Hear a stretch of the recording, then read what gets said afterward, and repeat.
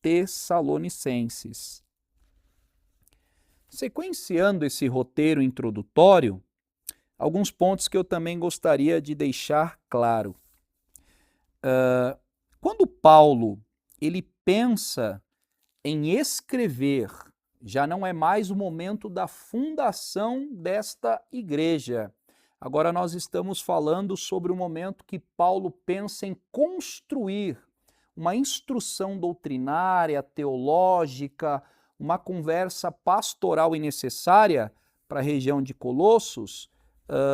Nós precisamos entender que Paulo ele estava preso. Então, a fundação não é feita por ele, mas a instrução teológica, pastoral e fraternal vem por consideração de próprio punho de Paulo de Tarso. Nós aprendemos em algumas aulas e abordagens anteriores que Paulo de Tarso, ele por 2 vezes esteve preso junto ao Império Romano. A primeira prisão que Paulo sofre no Império Romano vem por intermédio de uma perseguição judaizante. Não é um cenário romano, mas é uma perseguição dos próprios judeus, negando a veracidade do apostolado de Paulo. Quem já tem participado dos demais encontros, um ponto que é relevante praticamente em todos os documentos que Paulo participa direta e indiretamente, é apresentar que houve muita resistência de aceitação do seu apostolado. Então Paulo teve muitas dificuldades, gastos, desgastes, investidas contra a veracidade do seu apostolado. E na primeira prisão romana, o que conduz Paulo e encaminha ele ao cárcere romano, na gestão do imperador Augusto César Nero, que era o megalomaníaco daquela época, foi uma perseguição judaizante por resistência do apostolado de Paulo. Então, dentro desta primeira prisão romana, quais são os documentos e cartas que Paulo vai escrever? Penso eu que seria uma anotação de relevância, de muita importância a ser feita neste momento, para que você venha a ter o controle das cartas que Paulo vai escrever e construir por inspiração divina e pessoal no momento da sua primeira prisão romana. Quando Paulo está no seu primeiro cárcere romano, nasce a carta aos Efésios, aos Filipenses, Colossenses e Filemão. São 4 grandes documentos e que têm um peso gigantesco na galeria paulina, que vão nascer e serem construídos na gestão da primeira prisão romana. Repito a vocês, para que vocês venham ter uma boa anotação. Ele vai escrever a carta aos Efésios, aos Filipenses, aos Colossenses, que é a abordagem do nosso encontro de hoje, e Filemão. Então essas 4 cartas também pertencem à galeria das cartas prisionais, que são as 4 cartas que nascem na primeira prisão romana que Paulo vai se sujeitar. Cabe lembrar que entre a primeira prisão romana e entre a segunda prisão romana, ou seja, entre o interregno, né, que é essa lacuna entre o espaço que Paulo teve de liberdade condicional, o acesso de ir e vir, entre a primeira e a segunda punição e prisão romana, ele vai escrever a primeira carta a Timóteo. A primeira carta que ele escreve a Timóteo nasce neste intervalo. E quando Paulo está prestes a ser encaminhado para a sua segunda prisão romana, ele vai escrever a Tito, ainda fora do cárcere, da cela da segunda prisão romana. E agora vocês vão construir um raciocínio. E olha o peso e o valor disso. Quando Paulo está na primeira prisão, ele constrói 4 grandes documentos. Entre a primeira e a segunda prisão, Paulo torna a escrever por inspiração divina e pessoal mais dois grandes documentos, que é a carta, na sua primeira versão a Timóteo, e também a um grande filho na fé por nome de Tito. Agora, quando Paulo, inevitavelmente, por debaixo de uma acusação covarde, cruel e ferrenha, por intermédio também de um dos megalomaníacos na gestão do Império Romano, que era o imperador Augusto César Nero, ele vai fantasiar a ideia de acusar Paulo de ter incendiado ao Império Romano.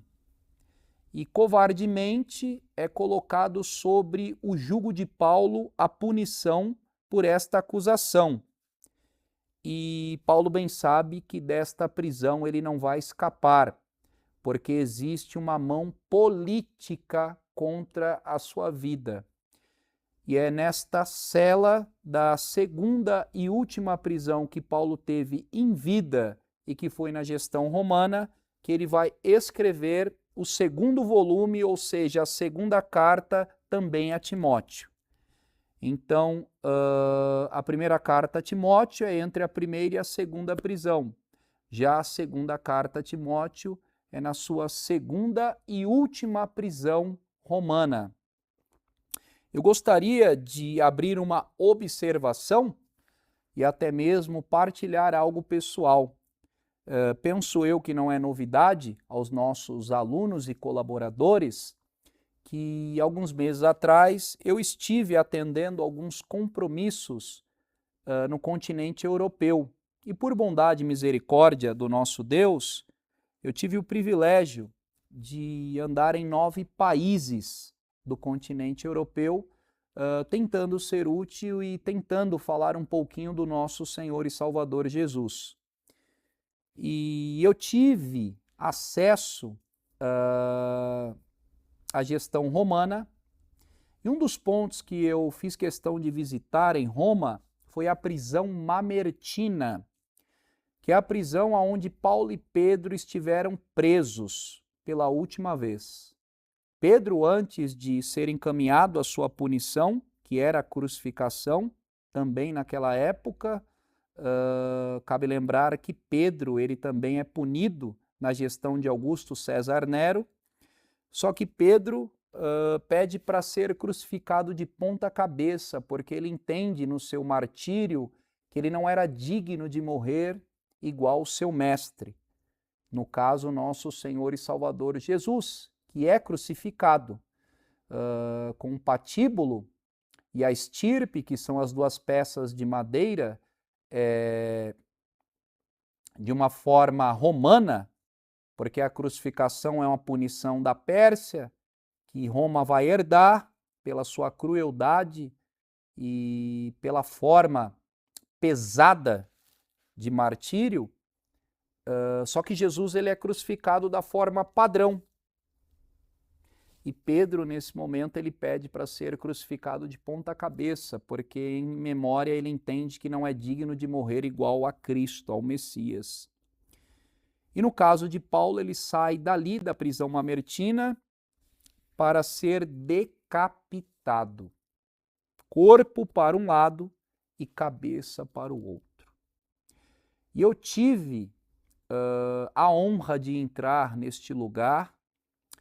E quando eu acessei aquela prisão subterrânea, que você desce alguns andares, porque ela fica bem embaixo mesmo, é uma prisão subterrânea, fria, úmida, escura e muito gelada, eu confesso que eu me emocionei e comecei a chorar, trazendo à memória os momentos que eram os últimos minutos em vida de Paulo aguardando o veredito da sua punição e condenação, que era a decapitação, uma das formas também mais brusca aí do Império Romano em ceifar a vida de um réu.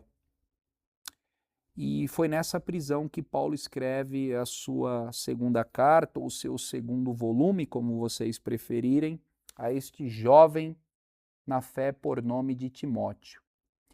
E é nesse momento que nós precisamos parar e pensar Até que ponto as nossas dificuldades nos impedem de ter inspirações saudáveis, positivas e principalmente evangelísticas para continuar alcançando os sedentos pelo pão da vida e pela água da cisterna de fonte de água viva.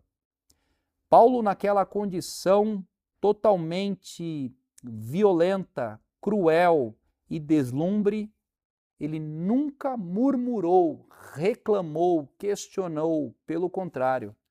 Isso, de alguma forma, dá a entender que sempre se tornou um combustível positivo para ele continuar propagando as boas novas do nosso Senhor e também Salvador Jesus Cristo. Colocando uma vírgula aqui, segue só a ressalva para vocês nunca se esquecerem deste roteiro de pontos da onde foi construído as cartas que nós temos